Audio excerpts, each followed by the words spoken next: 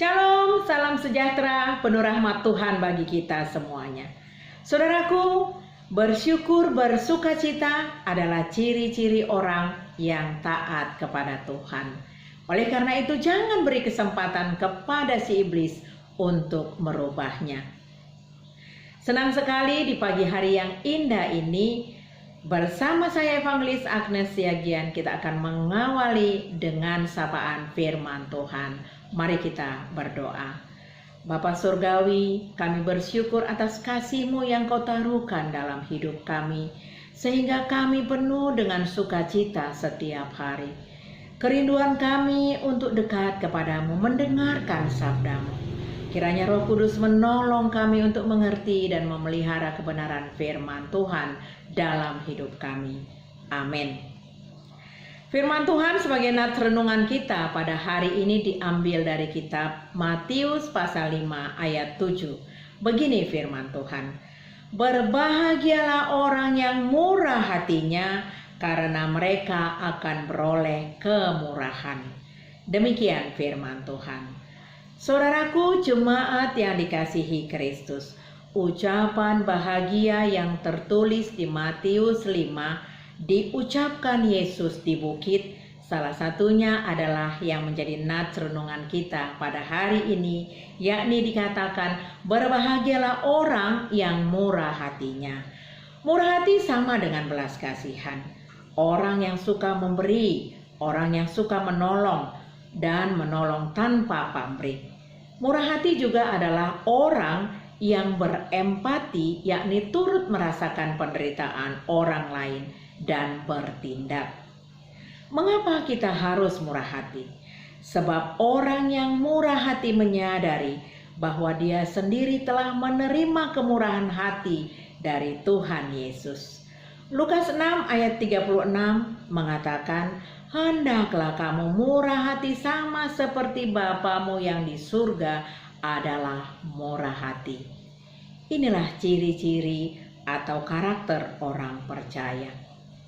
Dan sikap murah hati atau belas kasihan harus ditanamkan dan ditunjukkan oleh orang Kristen. Mengapa? Karena kita sudah lebih dahulu menerima kemurahan dan belas kasihan Tuhan Yesus. Roma 5 ayat 8 mengatakan, akan tetapi Allah menunjukkan kasih-Nya kepada kita oleh karena Kristus telah mati untuk kita ketika kita masih berdosa. Kita yang harusnya binasa oleh karena pelanggaran kita, tetapi karena kemurahan hati Bapa sehingga Dia mengutus anaknya ke dunia. Mari coba kita bayangkan, Yesus yang dianiaya, disiksa, bahkan harus mati di kayu salib hanya karena untuk menanggung dosa-dosa kita dan pelanggaran-pelanggaran kita. Ini adalah bentuk kemurahan hati Bapa. Tuhan Yesus adalah teladan bagi orang yang murah hati. Jadi tidak ada alasan bagi kita untuk tidak bermurah hati. Saudaraku, orang yang bermurah hati pasti hidupnya berbahagia. Sebab kenapa? Karena ia akan menerima kemurahan hati Tuhan, yaitu hidupnya senantiasa diberkati oleh Tuhan. Bermurah hati tidak perlu pamrih. Kita tunjukkan saja tanpa embel-embel. Kita harus imani bahwa waktunya Tuhan adalah yang terbaik, menunjukkan kemurahan hati-Nya kepada kita, baik di saat kita sedang ada masalah, sedang ada sakit penyakit, atau bahkan di saat kita berduka cita. Pasti Tuhan akan menunjukkan kemurahan-Nya kepada kita, dan itulah kebahagiaan kita yang sesungguhnya. Murah hati itu adalah hasil pekerjaan dari Roh Kudus. Saudaraku, Alkitab banyak memberikan contoh orang-orang yang bermurah hati. Salah satunya adalah orang Samaria yang baik hati, yang menolong orang yang terluka di pinggir jalan. Dia merelakan waktunya, merelakan uangnya untuk menolong orang yang sama sekali dia tidak mengenal.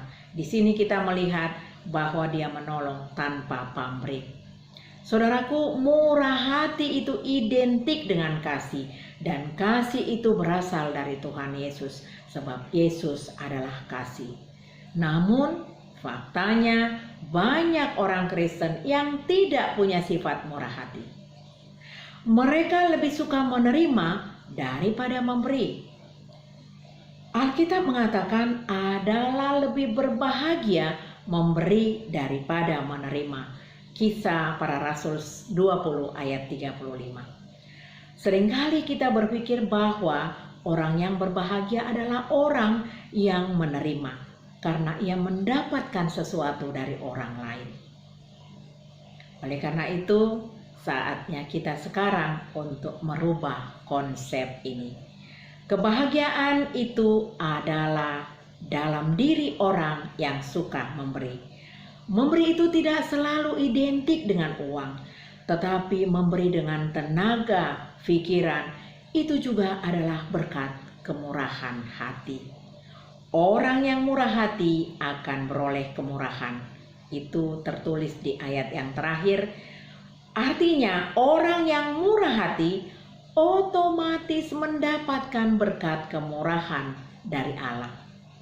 Mendapatkan berkat kemurahan yang memenuhi kebutuhan pada saat yang diperlukan.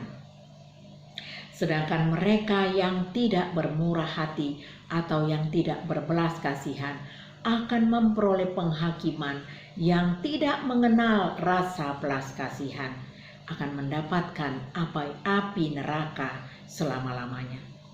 Mari kita renungkan. Jikalau kita pasti percaya sudah menerima dan menikmati kemurahan Allah, sudahkah kita membagikan berkat kemurahan Tuhan itu kepada orang lain? Inilah saatnya kita membagi-bagikan kemurahan itu agar mereka dapat merasakan dan memuji, memuliakan Tuhan Yesus. Mari kita berdoa. Berkat kemurahan-Mu ya Bapa, kami sudah menerima kehidupan yang kekal. Kami mau membagikan berkat kemurahan itu kepada setiap orang, agar kiranya nama Tuhan Yesus semakin tersiar ke seluruh dunia. Berkati dan kuatkanlah kami. Taruhkanlah roh keberanian bagi kami untuk membagi-bagikannya. Terima kasih Tuhan. Amin.